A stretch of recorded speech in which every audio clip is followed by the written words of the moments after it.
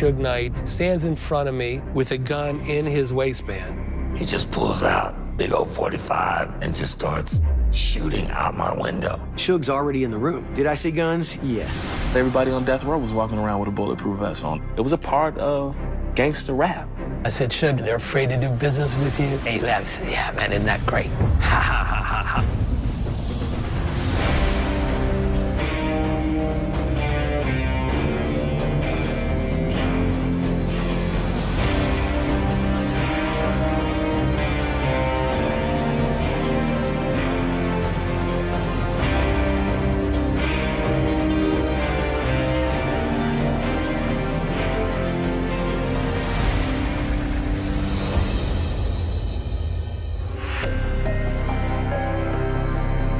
I was contacted on 2 occasions by friends of Suge Knight, and I was asked if I would be willing to defend him, and I refused. He was firing lawyers left and right.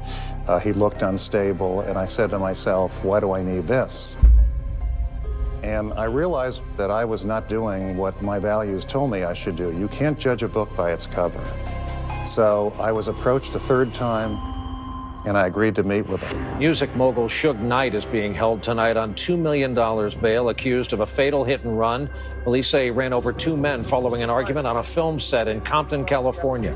One of the victims died. Knight's attorney says he was attacked and he was trying to escape in his truck when the incident took place. Knight, the co-founder of Death Row Records, previously served multiple years in prison for assault. I met Suge Knight in Los Angeles County Jail, which may be the worst jail in America. 4 sheriffs follow him into the cubicle where I meet with him. They videotape every move he makes. He was handcuffed to the table. He's behind glass. We talked, and I found out that he is not at all the Suge Knight that is portrayed in the media. That he is a person who's complicated, very bright, did very well in school, was a star athlete. He's a very talented genius of a person. Suge's greatest skill was his ability to see talent in the rough. That ability to see what talent can become as opposed to what it is right now, that's a rare talent. In the music industry, there are very few people who have that talent. He was the smart kid on the block, and that's part of how he was able to attract some talent because, you know, here's a kid who's from Compton, but he went to college. I think the first time I met Suge Knight was in the Solar offices. Solar Records was the most successful black label of the 80s. I actually thought of him as a big teddy bear. He's called Baby Huey. Tried to help him understand a lot about how the business worked, what some of the legal deals were. He was like a sponge.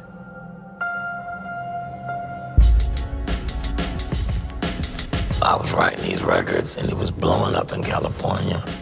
I met Suge as soon as I got here. We'd been bodyguarding for Bobby Brown for some time, and when we would go places, he would play the role of bodyguard and I would play the role of star, and we'd get in and have fun. We got banned, bro, from every club. Cause Suge was he was a deviant. Suge always had guns at my house. You know, big street sweepers with the Tommy gun thing on it and cool little Desert Eagles and 45 Magnums. And so I just rolled like that. The first time I met Suge Knight, he came in as the DOC's bodyguard. His arm was in a cast, you know, from some fight that he got into. I think Suge was just kind of biding his time and waiting for the right opportunity. And he saw, you know, the big money wasn't in bodyguard. It was in management. It was in owning a record label. Suge had started managing acts. He brought Mario Johnson. Ice Ice Baby was all over radio and stuff. And he said, he wrote those songs, and can you help us get paid?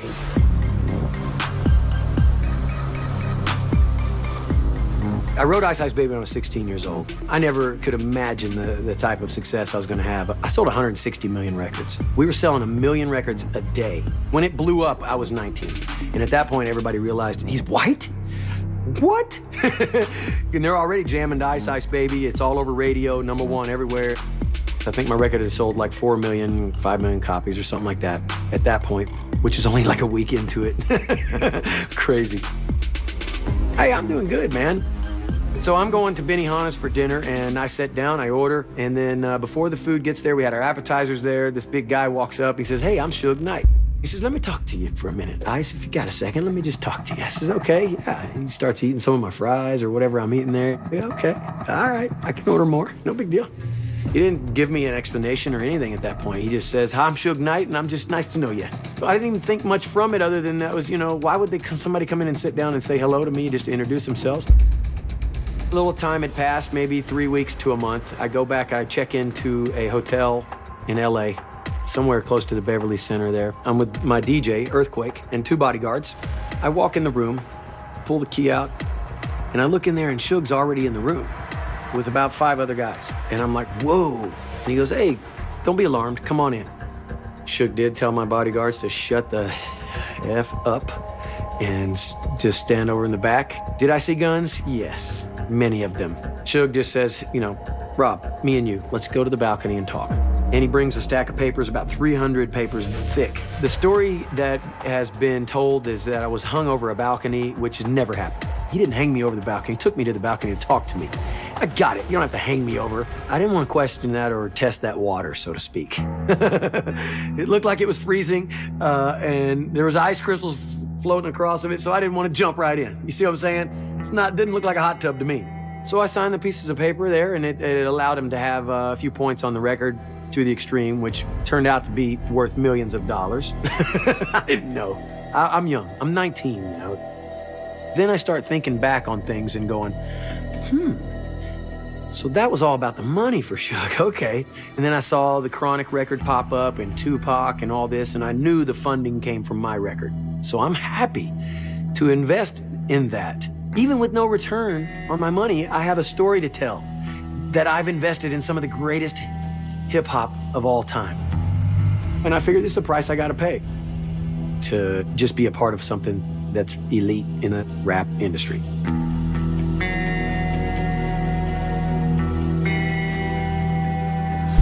We gave Mario Johnson $400,000 advance. Suge's deal is he got a 25% management fee. So he made $100,000 off that advance. It's the most money he'd ever made. He came back, must have been a couple weeks later, and says, I got another client. He brought in Doc and Dre. No one could do it better. Came out, it made a huge splash. Like, oh my God, this is the next guy. You know, I made it to that position. DOC was the greatest solo rapper we ever heard or saw, and writer. I mean, he was really amazing. And he was like a ghostwriter for NWA. I put a lot of work in, a lot of energy on those records, but I wasn't getting anything, you know? So Suge kept beefing about your publishing, and they doing this and they doing that. He said, get your contracts, I'm gonna take a look at them. Saw all the holes, saw all the dirtiness that was going on. And so I took that to Dre and said, look, if they're doing me like this, they could be doing you like this. Well, that got Dre interested, and we started talking about making a record label, you know, together. And Dre and I could finally benefit from our hard work.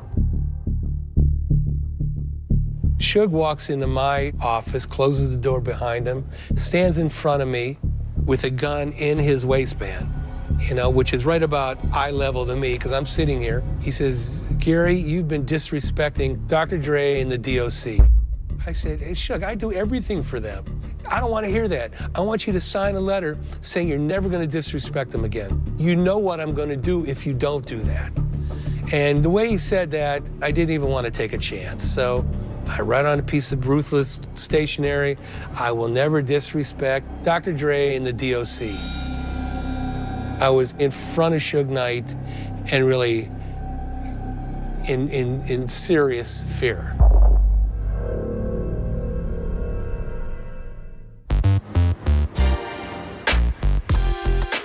Suge was like a friend, right? Someone that I could trust and depend on to help me make proper moves. So I focused on building something with him. We can make something bigger than Ruthless, hopefully make something bigger than Motown or wherever else out there together.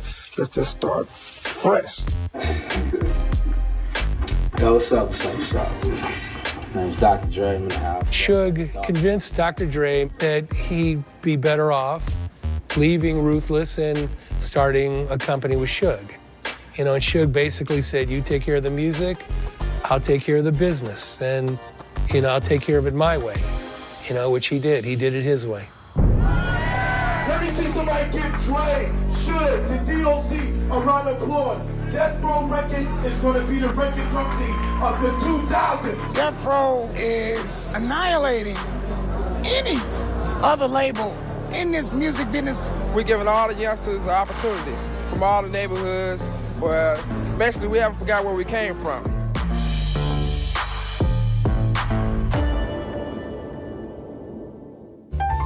The first time that I met Suge Knight, this big old dude walked in the door.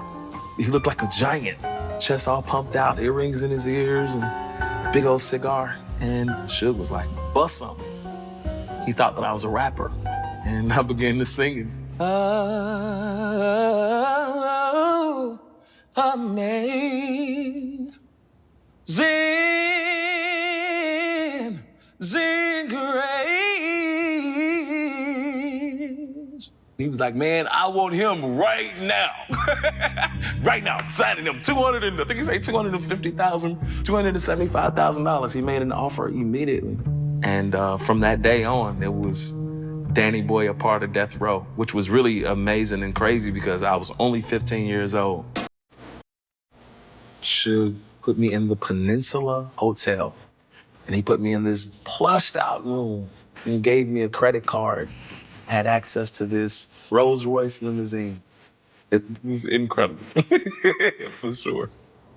At that time, no other CEOs of big record labels was really close to their artists, such as Suge was. Making sure that they were living okay. Making sure that, you know, we look like stars was his thing. Gotta look like a star. Danny Boy gonna be the first R&B act on your label? Yeah, I want to say he's 16, but he had a birthday a couple days ago. Oh, okay. 17. I was like the soul child. You know, he was really ready to put a lot into me. In order for me to work in Los Angeles, being a minor, I had to have a guardian. He kind of sat down, he's like, man, you know, you like my son anyway, you know, so we might as well go ahead and, you know, make this happen.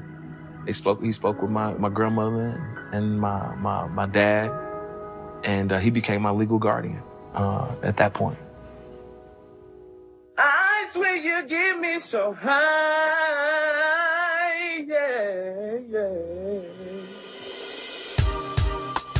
When you think about the roster of Death Row artists, Suge really helped popularize another sound.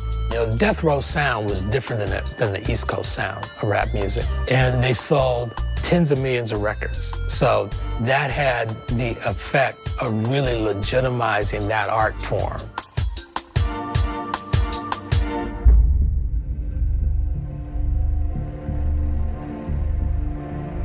I became involved in the investigation of Death Row Records as a result of a large federal racketeering case that the FBI and the ATF had initiated back in the mid-1990s. After they had received reports that the initial investment money for Death Row Records had come from an individual named Michael Harris, and the seed money was essentially narcotics proceeds. Michael was like a real godfather, you know. He was reputed to have run one of the largest drug distribution rings in the country. He was a legend on the streets and someone that Suge wanted to be like. First of all, rap music's always kind of been gangster, okay? Let's just call it like it is. There's a lot of people behind the scenes that are pushing things, that are making things happen. And it travels through a lot of gangsterish type of personalities, to say the least. We all know that. I'm gonna beat the dog out of you. And I swear to y'all, it's like this. I'm the first at the bald head and the beard from Bombay. Suge Knight was a very powerful guy in many ways. Powerful in a business venture type way and powerful in a gangster type way. So he's somebody you didn't want to mess with. I knew that. It was hiring real gang members, and he could be the boss of that gang. And I said, Suge, you know, I have a friend at Sony, and they say that when people, you know, talk to you, you know, you're scaring them, and they're afraid to do business with you. And he sat back, and he laughed and said, yeah, man, isn't that great? Ha, ha, ha, ha, ha. The more people thought that he was gangster, the more he started to believe in himself. You know what I mean? We sit up and watch all them the Godfather movies, and oh my God, I think after he see them movies, he's really like, I'm the man, huh? Like, I think that kind of really pumped him up, so to say. So he started living that image, man. It was like the Wild, Wild West. Our secretaries had guns. We had shotguns in the corner. We had Uzis. And, you know, it was insane. Right now, we're at the house where Suge grew up in the city of Compton. This is the house where he had most of his childhood at. I was in the 2nd grade, he was in the 3rd grade. Suge and I later went to high school together. He was on the football team as well. He was a big guy, but this is a guy that could do a backflip, standing up. I always tell people that Suge was the same. You know, he was a bully. He was a mama boy. He didn't mess with Suge.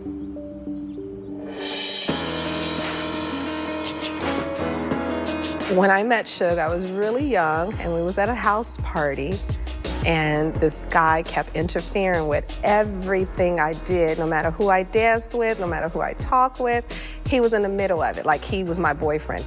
He was owning this piece of property. I get to asking him his name, and he said, Suge. I said, no, son, that is not your name. What is your real name? He said Myron at first, and so I was believing it was Myron until I really looked into it, and it's Marion, not Myron, no Y, it's Marion. Parents loved him, my mother loved him. He was like my knight in shining armor. We knew we were gonna get married. He had a lot of offers to different universities to play football. All I knew was Suge was going to be a professional football player. He did get an offer with the 49ers, and he did play for the Rams when they went on strike. All of a sudden, I get this phone call, and he tells me that he's in trouble. And I'm like, well, what happened? He says, well, I shot my friend. The football thing was not there anymore. It was all about bodyguarding and being a manager and to being CEO of Death Row Records.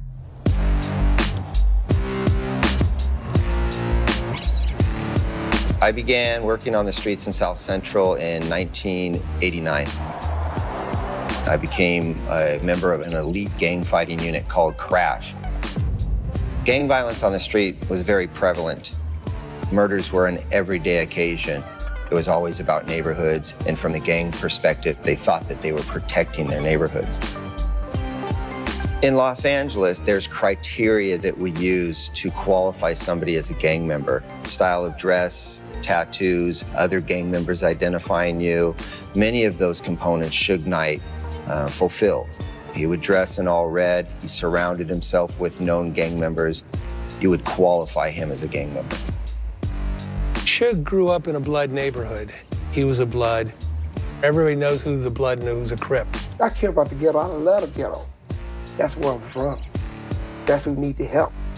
I mean, I'm not part of the letting the rich get richer and the poor get poor. So I'm definitely gonna go back to those ghettos. I'm definitely gonna give back. Sharitha was pregnant. Suge and I are going to see her at a doctor's appointment, and we're at a stop sign. And Suge leans over and tells me to lay my seat back and lean back. And he just pulls out big old 45 and just starts shooting out my window. Hot shells popping on me, and I'm like, what the f, you know? It was pretty shocking. Not even a mile up the street, we're at our doctor's thing. We park, and he getting out of the car like it was nothing. But I was starting to develop in my mind that this guy is really bad news, like it's bad karma, like this has nothing to do with what we're supposed to be doing. He just changed his ego, his temper. The women started flocking the money, and that was basically the demise of our marriage. Suge got out of control. It was like the wild, wild west. Everybody had guns. They had guns, we had guns, our secretaries had guns. We had shotguns in the corner, we had Uzis. And, you know, it was insane. As time went on, you start seeing new faces. It was taking on sort of a harder edge, you know, security, you know, and the security would be blood dudes. It was no secret that he hired most of the guys from his neighborhood that probably had done 10, 15 years in jail. You know, we doing records, but these is some crazy ass dudes around here. Yeah, you kind of knew that. You felt it. I mean, Suge initially started off as being a bruiser. And I'm not gonna put a halo over his head to say that he never have slapped someone or lost his temper and stuff like that, because that has happened. And that has happened frequently. Once he became CEO, he did have a crew that will have you taken care of as needed. They came into my office with this guy and gave him the business like you would not believe, you know? And the guy was screaming my name, begging me to make them stop, as if I had the power to do that. And sat there and watched him beat this guy nuts, you know? We were Death Row, not only just in name, but in energy around that place. Suge and I had a real heart-to-heart conversation. It was just Suge and I that night, and he was sitting there cleaning this little 380, silver 380. It was a nice, great-looking gun. And in so many words, he let me know, I'm going this way, and I'm building this thing, and this is what's going on, and don't rock the boat, bro. You don't want to do that. He never said anything directly menacing to me, but I got it. And as he was leaving, he gave me the 380. Said, it's dangerous out here, take care of yourself. It was easy for me to see I had been written out of history.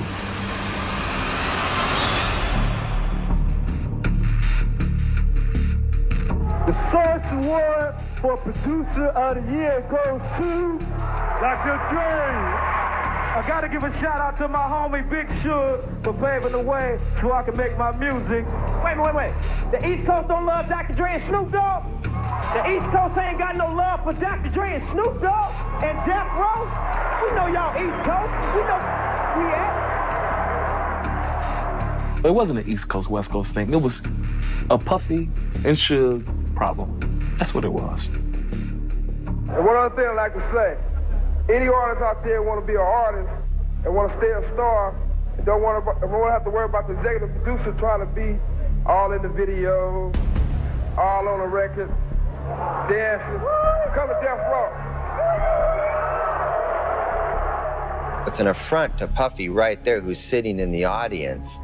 You know, it's obviously this very confrontational and disrespectful thing to do, and that just fuels the fire that's already brewing between these crews. In 1995, a close friend of Suge Knight's, who was his bodyguard, was at a nightclub where Sean Puffy Combs and members of his entourage were. There was a little bit of a beef inside of the nightclub, and one of the people in Sean Combs' entourage pulled out a gun and shot and killed Suge's friend. Well, now there's blood on the ground. A person very close to Suge Knight has been murdered, and he's holding Puffy responsible for it. Tupac Shakur was shot 5 times the day before he was convicted of sex abuse in New York. The crime was officially classified as a robbery, and the police dropped their investigation when Tupac failed to cooperate. Pac just felt like Puffy had a lot to do with him being shot. That was something that he felt strong about. You from the streets, you kind of know things and you hear things.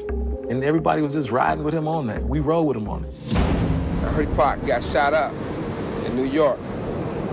I shot him a bulletproof vest with the Death Row logo on it, talking about, yeah, you know, lick your wounds, suck it up, tighten up your boots, you know what I mean? For Suge Knight, he's already got his, pre-standing issues with Puffy Combs.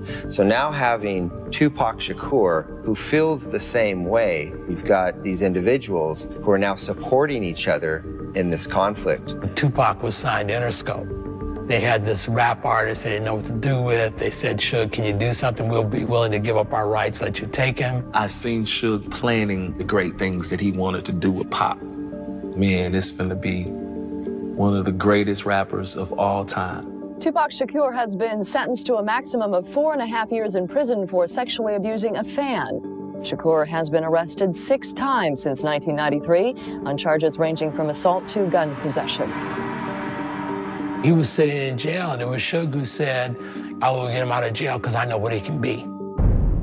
Suge Knight makes a deal to him. If we can arrange for you to get released from prison, if we put up the money for bail and you sign a recording contract with us, we'll get you out. You come out to Death Row, we'll make music together. We would go to New York and we would drive 2-3 hours down to this prison. I would be out there for hours at a time, sitting in that restaurant while Suge was in the jail. And I went about 4 or 5 times. And that last time is when we brought him home. Suge went and got him with a private jet, private car, paid for him, that was it. Craziest party in the air. About 10 strippers, about 2-3 ounces of kush, weed. Nice little trip. We pulled up to K&M Studios. Pop got out of his car and he walked about 5 feet. Flat face, hit the ground. I remember them putting water on him and he's like, I'm straight. He's ready to go to the studio. And from that day on, Pac never left the studio. We put it together. Okay. Who's producing that part? No, it's me and Jose went And I remember the day I met Tupac. I went to his house and I said, Tupac, I just have to ask you. You know you sold yourself to the devil, right? He said, this man, I don't care what nobody say about him, he's the only one that came to prison to get me out of prison.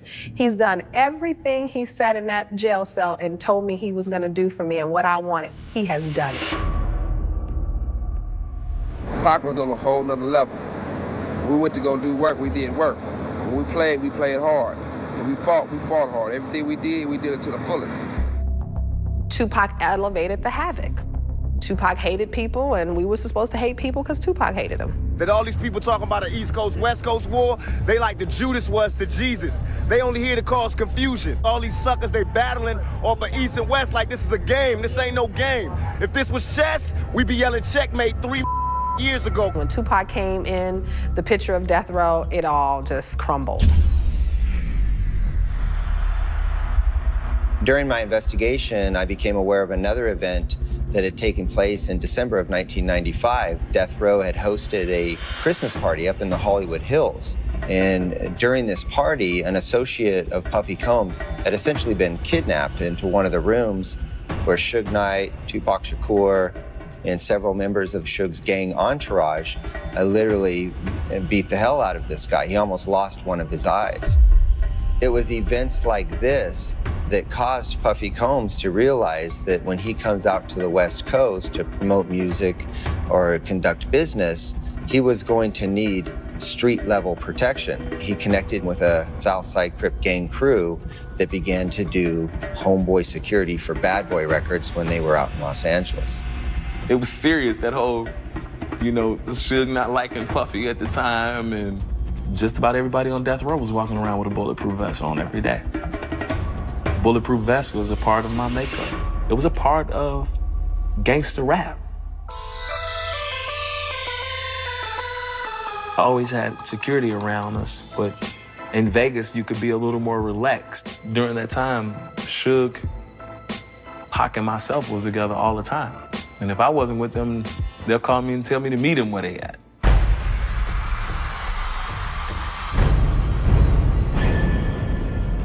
Pac missed the whole fight because Tyson had knocked the dude out so fast. I called Suge, he like, man, Tyson had knocked him out already. Meet us, we're gonna meet you at the club. And there was a little scuffle that took place between members of the Southside Crips and Death Row. And there was a back and forth challenge where Suge Knight says, we're untouchable. And the Crip responds, you can be touched.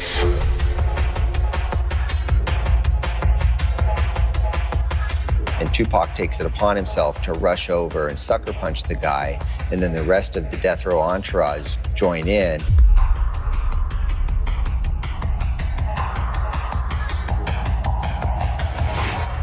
I still remember it like it just happened yesterday. I was in the club, waiting for Suge and Tupac arrival, when two guys from the entourage, the homeboy security, came up to me and said, hey, Suge's just been shot. When Tupac has just been shot down the street.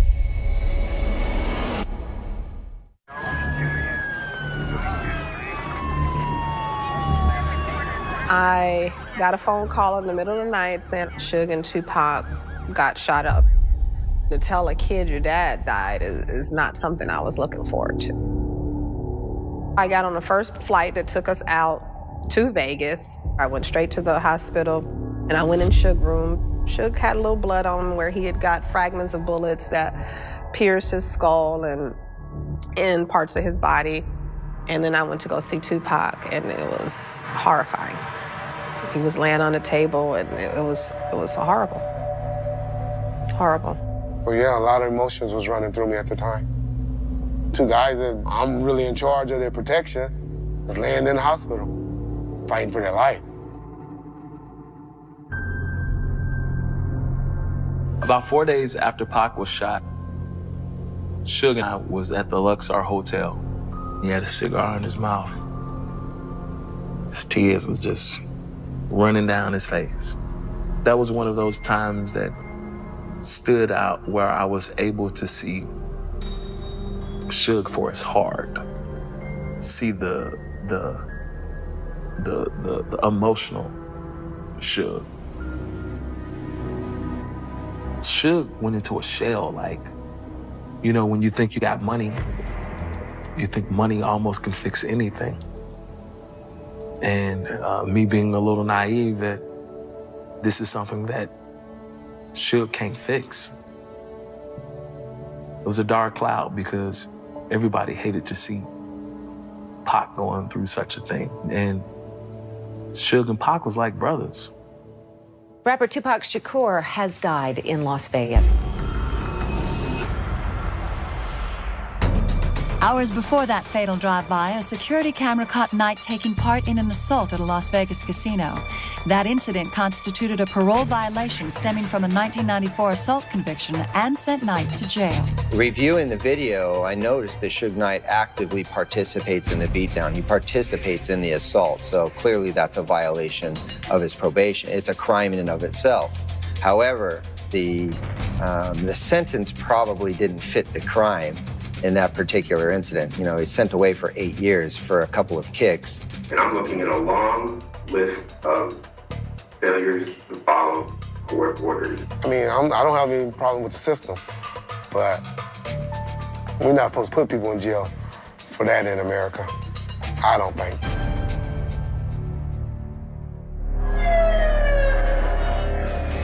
On the night of March 9th of 1997, Biggie Smalls had returned to Los Angeles to promote his newest album, along with Sean Combs and his Junior Mafia entourage. They attend a after-awards show at the Peterson Auto Museum, And as Biggie Smalls and the rest of the entourage are leaving, a vehicle pulls up alongside the Suburban that Biggie's in, and a lone occupant of that car leans out the window and opens fire. Notorious B.I.G., also known as Biggie Smalls. His murder early Sunday morning in Los Angeles ignited speculation that it was a result of a long-standing East Coast-West Coast feud among rap artists. Through a process of elimination, we were able to disprove several theories about who had killed Biggie Smalls. And so that really only left us with the one plausible explanation.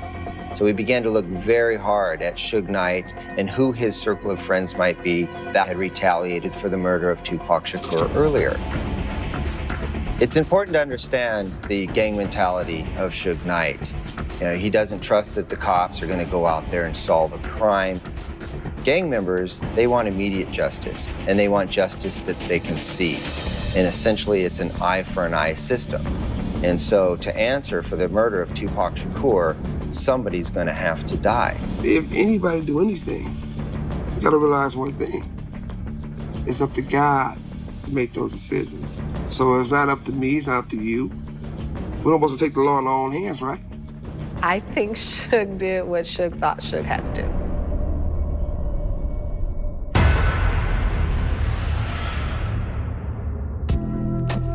Now Suge's locked up. My check started not coming on time. Then it went from not coming on time to not coming at all. They took the car. I never seen the car again. And they sent me account ledgers, hamburgers, Christmas gift, Danny Boy car for his birthday. And I went to the third page, and my mother's funeral expense was on there, highlighted. You sending me these papers telling me I owe you for my mother's service? I finally got a chance to go to the prison and see him. St. Louis Obispo. We went and walked the yard. And he was telling me, that different people was telling him I said, Suge and Death Row. Like, really? You listen? And he laughed and all y'all know. And he tried to point the finger at everybody else. But I knew it was him because when I left, everything remained the same.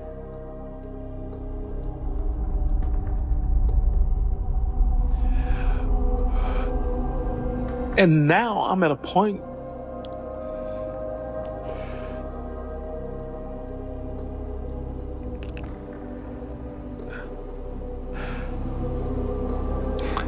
I have to think of good things to say. To cover up the that he did. I looked at him as a father, as a brother. How can you be sad for somebody that's you over? And such a good thing up.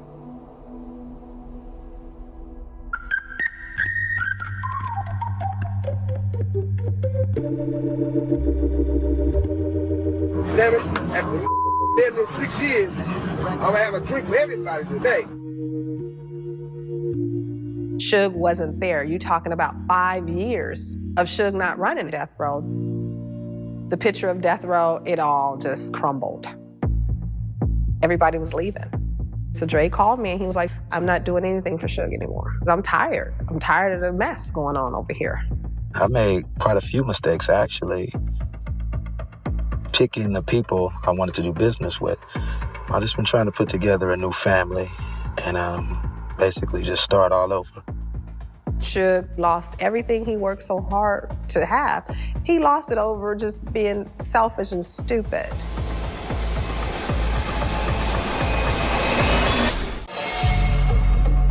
You can only blaze a dusty road for so long before you have to turn around and go back down it and go, can't see anything. It catches up to you, doesn't it? You're going down a dusty road in a car and you stop, what happens? The dust comes over and goes right over the car. Kind of what happened with Suge. Everything changed, and I think he was stuck back in the 90s. People took Pac and Biggie dying really serious in the industry. Hey, well, let's not do no more shoot 'em up bang bang. I conducted hours of physical surveillance on Suge Knight, and to see that big, hulking, intimidating man walking with so much arrogance and confidence, And they're completely oblivious to the fact that 10 feet from them is an investigator who knows all of their moves. It kind of gives you a feeling of superiority. Some 175 heavily armed members of the Los Angeles County Sheriff's Department served 15 search warrants. Knight's lawyer told CNN that Knight is mystified by the events. Law enforcement was desperate to get Suge off the streets. There was so much violence going on surrounding Death Row, so many assaults, so many reports of extortion. We always knew the FBI was following us or trying to get us for something, but we figured, hey, we wasn't doing anything, so we really didn't care.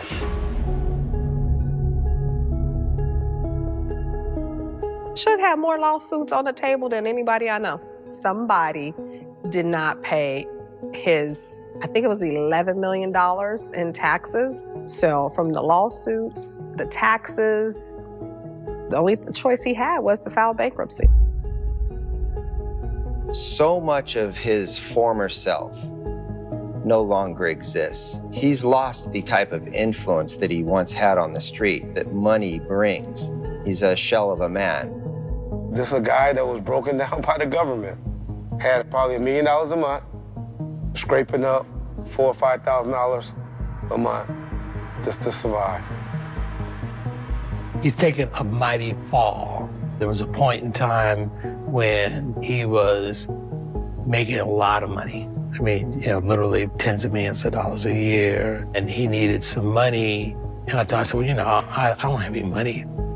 He goes to a film site where they're shooting the NWA movie. I think he may have gone there to, try and get some money out of Dre. He feels, hey, Dre, if it wasn't for me, you never would have been free. You never would have gotten to the place you are now.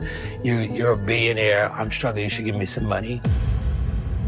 He shows up, and apparently one of the guys started to fight with him. I think he's really fearing for his life. That's a Suge I know. And so he backs his truck out. And in getting away, he ran over one of his best friends.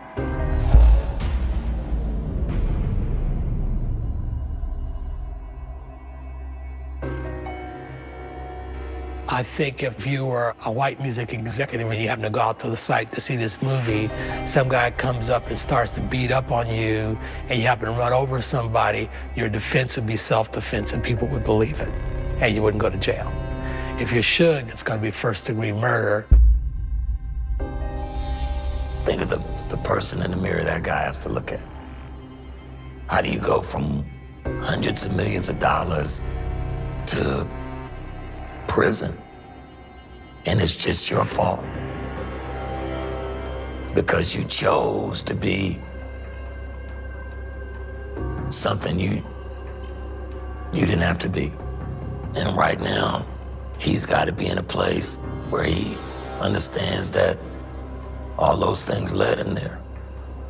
I forgive him for the hurt that he's caused me, even though he's never asked for forgiveness, even though he's never talked about it, because I know that he's not man enough to talk about it. Sometimes when you hurt people, you're not man enough to talk about it. It's kind of hard to say, I done you wrong. So I forgive him in advance. I wouldn't give a damn what gangster you name. It all ends at the same place. Your light is bright, your glory was a flash.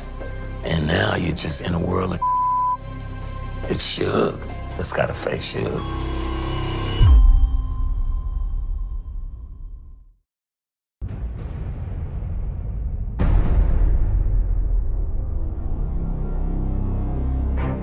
Suge Knight stands in front of me with a gun in his waistband. He just pulls out big old 45 and just starts shooting out my window. Suge's already in the room. Did I see guns? Yes. Everybody on Death Row was walking around with a bulletproof vest on. It was a part of gangster rap. I said, Suge, they're afraid to do business with you? And he laughed and said, yeah, man, isn't that great? Ha, ha, ha, ha, ha.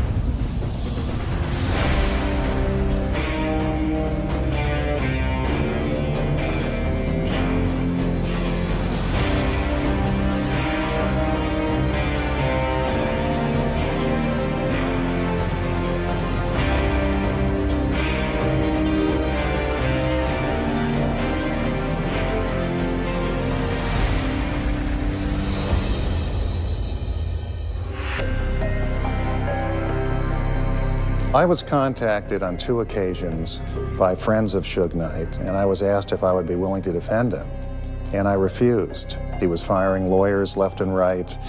He looked unstable, and I said to myself, why do I need this? And I realized that I was not doing what my values told me I should do. You can't judge a book by its cover. So I was approached a 3rd time, and I agreed to meet with him. Music mogul Suge Knight is being held tonight on $2 million bail, accused of a fatal hit and run. Police say he ran over 2 men following an argument on a film set in Compton, California. One of the victims died. Knight's attorney says he was attacked and he was trying to escape in his truck when the incident took place. Knight, the co-founder of Death Row Records, previously served multiple years in prison for assault. I met Suge Knight in Los Angeles County Jail, which may be the worst jail in America. 4 sheriffs follow him into the cubicle where I meet with him. They videotape every move he makes. He was handcuffed to the table. He's behind glass. We talked, and I found out that he is not at all the Suge Knight that is portrayed in the media. That he is a person who's complicated, very bright, did very well in school, was a star athlete. He's a very talented genius of a person. Suge's greatest skill was his ability to see talent in the rough. That ability to see what talent can become as opposed to what it is right now, that's a rare talent.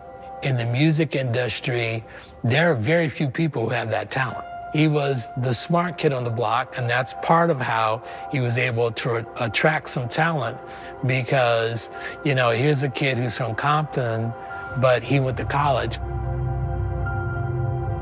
I think the first time I met Suge Knight was in the Solar offices. Solar Records was the most successful black label of the 80s. I actually thought of him as a big teddy bear. He's called him Baby Huey. Tried to help him understand a lot about how the business worked, what some of the legal deals were. He was like a sponge.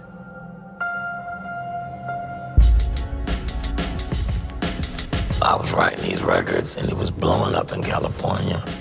I met Suge as soon as I got here. We've been bodyguarding for Bobby Brown for some time, and when we would go places, he would play the role of bodyguard and I would play the role of star, and we'd get in and have fun. We got banned, bro, from every club. Cause Suge was a deviant. Suge always had guns at my house.